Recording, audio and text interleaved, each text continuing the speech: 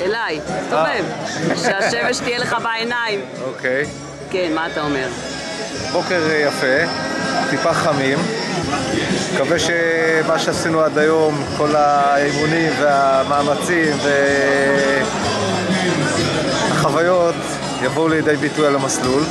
ואם לא, אז גם לא נורא. אנחנו רוצים בשביל הכיף, בשביל ברוך. חצי מרתון מספר 6 בבית שאן, מספר 10 בכלל. וזהו, מקווים לטוב. אם בסיום את רואה את האתיופים, אז פספסת אותי. זה כלי מדהים. ויהיה טוב. ליהנות כמו כל בוקר. אבתיסאם, מה יהיה היום? היא תסחור אותי. זה ברור. לאט לאט זה בטוח. איך אתה מרגיש? מצוין. ברוך אמר לי מה אני צריך לעשות. מה? שעה 27, ניפגש עוד פעם בסיום. זהו, הגענו, עשינו הכנות, רצנו בעמק, רשנו את העמק, נהנינו מכל רגע.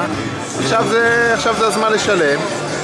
עדיין לא קולט לאן אני הולך ומה הולך לקרות, אבל אני מאמין שאו-טו-טו. פעם ראשונה. פעם ראשונה. אני מאמין שהדופק אוטוטו יתחיל להתרומם גבוה.